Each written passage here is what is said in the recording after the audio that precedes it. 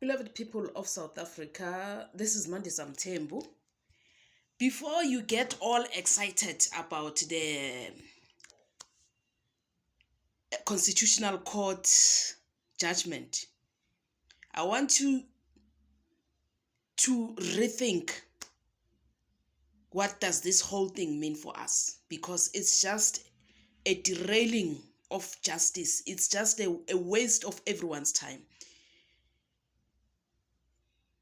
In 2022, there was a panel of judges led by Justice Sandile Ngcobo, and they found that the judgment, they found a Prima Facki. The processes, the constitutional processes were done in accordance, because Section 89 of the Constitution says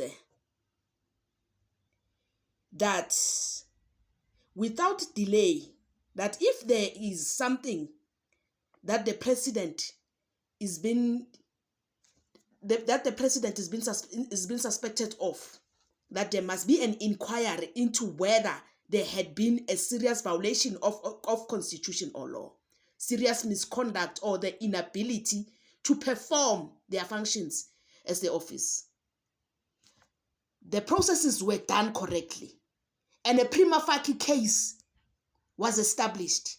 The very same panel was supposed to be the ones that impeach Cyril Ramaphosa, not the parliament. It's not the parliament's duty, because you cannot fire your own boss. You cannot fire a person who gives you blue lights. It is the very same panel that found the Prima Facki case. It is the same panel that was supposed to impeach immediately after finding the violation of the constitution. Those panel of judges were supposed to impeach Cyril Ramaphosa. Now Justice Maya is playing us with her boss Cyril Ramaphosa. This is just a play. It's going to take us a long time. Ramaphosa was supposed to be impeached by 2022 by those panel of judges who found him guilty of Prima Facki.